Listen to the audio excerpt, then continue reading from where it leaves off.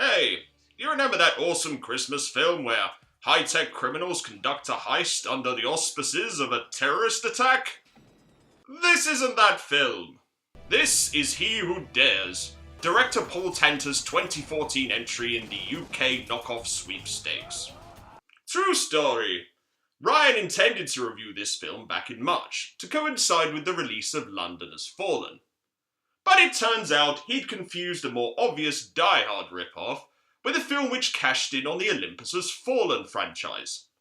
That film being He Who Dares, Downing Street Siege. But is it fair to dismiss this film as a Die Hard ripoff? After all, there's nothing wrong with being inspired by what is arguably the greatest action movie of all time. And also, there's a more obvious clone, 1994's Crackerjack, a film so blatant, its working title was probably Expire Tough. But to be fair, that film had the decency to feature mid-90s cool cat Christopher Plummer. What this film has is a weak plot about the PM's daughter being tied up in a multi-story car park. In fact, the plot is arguably the least interesting thing about this film. The most interesting? Our villain, Holt, played by actor Simon Phillips. Ryan mentioned Phillips back in his Kill Keith review. He's an incredibly talented character actor who, for some reason, turns in an exhausting and bewildering performance here. While Hans Gruber was one of the most stylish and charismatic villains in the history of cinema, Holt is an increasingly leering creep. A Merry Christmas. Not a Happy New Year. Won't happen for you. Okay, well, enough small talk. Dalton. Now, get out. Bye. Alice. Who the fuck is Alice? She's too young for that. Is it done? In terms of characterization, Holt is just bizarre. But he does elevate He Who Dares beyond half-assed imitation and outright tedium. I know what I was going to ask you. Favourite Christmas number one of all time? Wham! Yeah, Last Christmas, it's a classic. Slade. How predictable is that? And he's not alone. I always gave a little smile when bargain basement James Hetfield was on screen.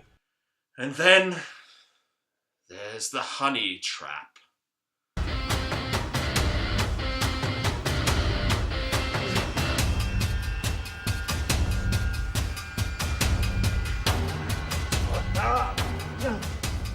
Thanks for trying to save little old me.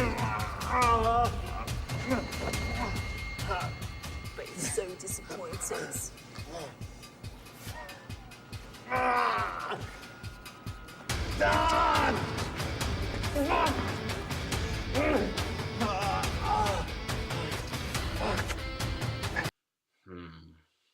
Yes. She's on the naughty list.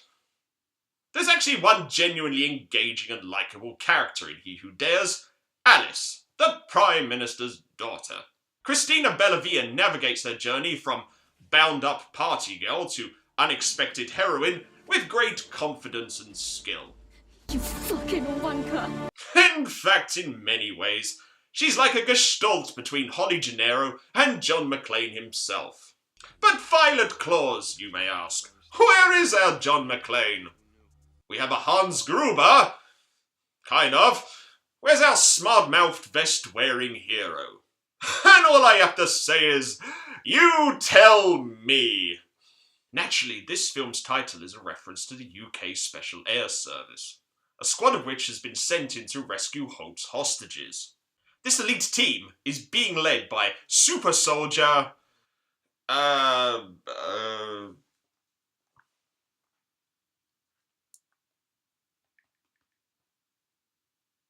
Christopher Lowe. Look, I'm not going to write off actor Tom Benedict Knight for this bland and completely anonymous performance. But, hot damn, if this had been any other action movie, he would have died in the first act. But season of goodwill and all of that. This isn't a film to hate. In fact, if you're drunk off your ass, it might be hysterically funny. But what it is a sign of the times. As a millennial, Ryan came of age at a time when the UK film industry frequently tried too hard and only managed to embarrass itself. We may be awash in trillions of gangster flicks and action films, not that different to He Who Dares, but at least there's some vibrancy there. And who knows, in the coming year he may discover more gems amongst these films.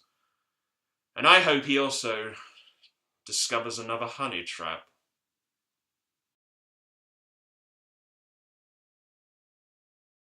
After all, it's no wrong thing to be inspired by what is arguably the... Fucking hell.